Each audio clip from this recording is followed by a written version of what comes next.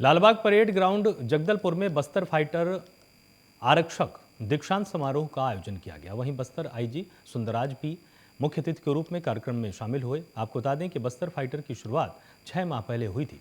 बस्तर की शुरुआत सातों जिले के स्थानीय युवा जो कि नक्सल इलाकों से आते हैं, जो नक्सल गतिविधियों की जानकारी भी रखते हैं, उन युवाओं को बस्तर फाइटर में भर्ती किया गया है। कुल 691 आज अपनी पूरी ट्रेनिंग करके नक्सलियों को मुंहतोड़ जवाब देने जंगल में उतरने वाले हैं।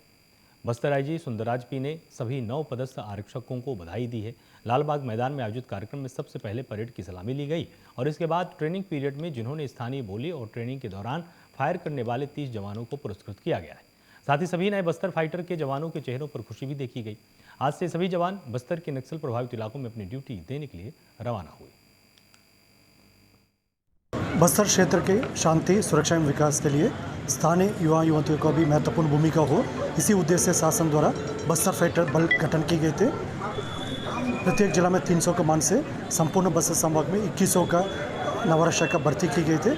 उसके पश्चात प्रदेश की 9 अलग अलग ट्रेनिंग सेंटर में उनका विगत 8 महीने से ट्रेनिंग दी गई। तत्पश्चात आज जबलपुर लालबाग परेड ग्राउंड में 3 ट्रेनिंग सेंटर जैसा पीटीएस लालबाग, पीटीएस बोधघाट एवं पांचीवानी कंगोली का एक संयुक्त पासिंग आउट परेड संपादित की गई। इसमें कुल 651 नवारक्षक है। जिला बीजापुर, जिला बस्तर, जिला दंतेवाड़ा, जिला नारायणपुर का आज पास आउट होकर अपना अपना क्षेत्र में जाकर जैसे जंगल वारफेयर ट्रेनिंग के पश्चात कर्तव्य पर तैनात हो जाएगा। हमें पूरा आशा है जैसा बस्तर फाइटर बल गठन के माध्यम से पूर्व से हमारे पास जैसा डीआरजी, एसटीएफ, कोबरा एवं केंद्रीय अर्धसैनिक बल और स्थानीय पुलिस बल कार्य कर रहा है, इनके साथ साथ बस्तर फाइटर का भी ताकत हमें मिलेगा और बल जल्दी क्षेत्र में नक्सल समस्या का समाधान करते हुए जनता का मंशानुरूप विकास कार्य को गति प्रदान करने में और इलाके में एक सुरक्षित एवं शांतिपूर्ण वातावरण निर्मित करने में हमें सफलता प्राप्त होगा। बेमेतरा जिला के नवागढ़ विधानसभा में भव्य सियाराम दरबार मंदिर का भूमि पूजन किया गया है और नवागढ़ विधायक और संसदीय सचिव गुरदयाल सिंह बंजारे ने इसका उद्घाटन किया है। नवागढ़ मुख्यालय से 1 किलोमीटर दूरी की कतार में श्री समी गणेश मंदिर से शक्ति मंदिर तक हजारों महिलाओं ने भव्य कलश यात्रा निकाली। आपको बता दें कि 5 एकड़ भूमि जिसमें 54,000 फीट में श्री सियाराम दरबार मंदिर बनेगा।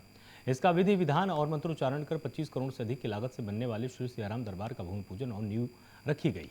इस मंत्रोच्चारण में जिला और विधानसभा के हजारों की संख्या में यज्ञ पर आहुति देने शामिल हुए।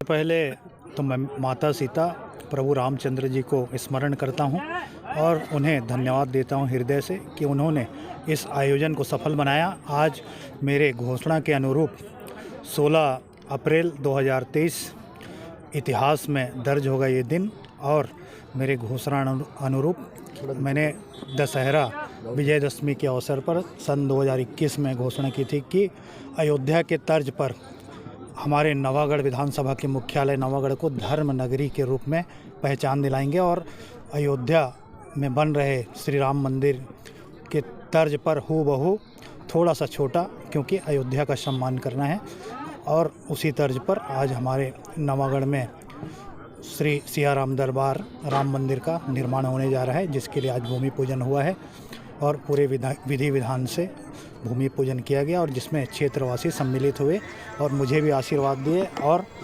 इस भूमि पूजन में राम मंदिर के निर्माण के लिए उन्होंने मंगल कामना दी, शुभकामनाएं दी। सर, ये बताइए कि चुनाव में आने से पहले मनेंद्रगढ़ जिले के चिरबरी अनूपपुर स्पेशल ट्रेन को मनेंद्रगढ़ के स्टॉपेज को लेकर मनेंद्रगढ़ रेलवे स्टेशन में कार्यक्रम का आयोजन किया गया।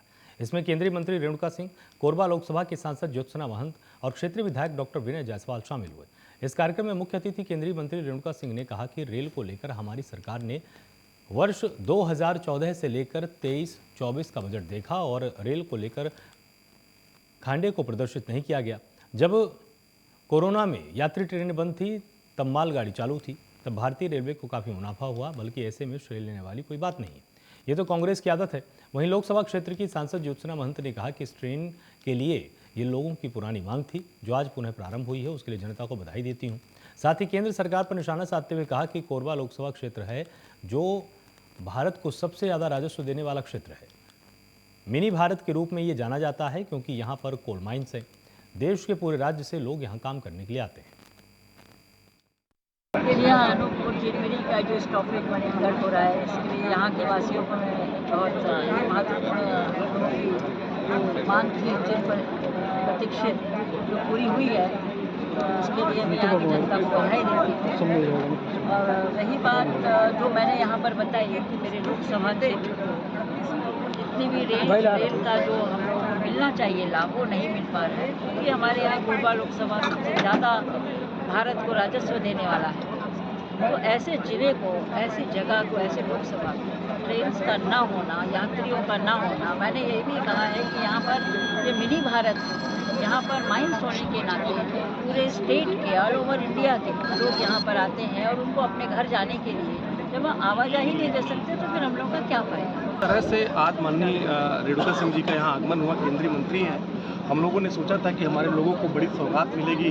जितनी ट्रेनें बंद हुई हैं, खास करके रीवा की ट्रेन जो दो पूरे सप्ताह भर चलती थी, उसका परिचालन बंद कर दिया गया है। ये तमाम सुविधाएं हम लोगों को मिलेंगी, लेकिन खुदा पहाड़ निकली चिड़िया, एक भी सुविधा जो यहाँ के लोगों को सुविधा मिलनी चाहिए थी, जो भोपाल के जो कोच बंद हो गया है, जो हमारा नागपुर का हॉल्ट का जो स्टॉपेज बंद हो गया है, उसके बारे में कोई बात नहीं। बड़ी बड़ी बातें हुई कि सर्वे चालू हो गया है, कब सर्वे होगा, कब बनेगा, कब दादा मरी और कब बड़ा भात खाबो, जो छत्तीसगढ़ में कहावत है, उस तरीके का पूरा आज का कार्यक्रम था। लेकिन मैं निश्चित राजधानी में डीलिस्टिंग महारैली का आयोजन किया गया है, जिसमें धर्मांतरित व्यक्तियों की अनुसूचित जनजाति की सूची बाहर करने की मांग को लेकर डीलिस्टिंग महारैली का आयोजन किया गया। इसमें जनजाति सुरक्षा मंच छत्तीसगढ़ के बैनर तले से आयोजित रैली में आरक्षण और धर्मांतरण का मुद्दा जोर शोरों के साथ गूंजा है। इस रैली में बड़ी संख्या में जनजाति समाज के लोग शामिल हुए। डीलिस्टिंग की मांग पर रैली को लेकर मुख्यमंत्री भूपेश बघेल ने कहा कि उनको दिल्ली में ये प्रदर्शन करना चाहिए, यहाँ क्यों राजनीति कर रहे हैं। लोकसभा में पूछते दिल्ली में करना चाहिए, यहाँ क्या कर रहे हैं, वो केवल राजनीति कर रहे हैं। ये फैसला कौन करेगा? भारत सरकार। तो भारत सरकार के पास बोले ना, छत्तीसगढ़ में करने का मतलब है क्या? ये भारतीय जनता पार्टी, आरएसएस, बजरंग दल, विश्व हिंदू परिषद, ये सारे मिलके लोगों को गुमराह करने की, इसके पास और कोई काम नहीं, केवल गुमराह करो, षड्यंत्र करो। इसको दिल्ली में मांग करना चाहिए।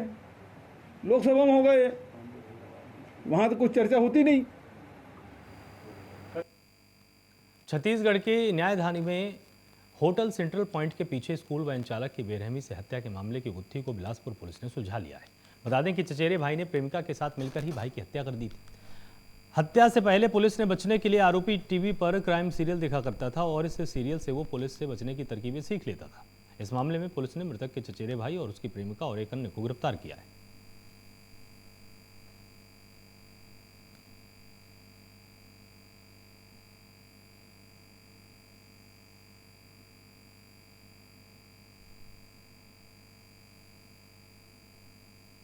ललिता यादव, उसका एक आरोपी जो दुर्गेश यादव से 5 साल से अफेयर था। इसी बीच दीपक यादव से 5 साल से, मृतक से 5 साल का अफेयर था। इसी बीच दुर्गेश यादव से इसका जब अफेयर हुआ पिछले कुछ समय से, पिछले 6-8 महीने से, तो जब नए प्रेमी ने आपत्ति की तो इन लोगों ने प्लान किया और इनको इतना, इस जो व्यक्ति था उसको इतना गुस्सा था कि पुराना प्रेमी इससे क्यों मिलता है, इसलिए उन्होंने जब उसकी हत्या की तो बड़ी क्रूर तरीके से उसको मारा।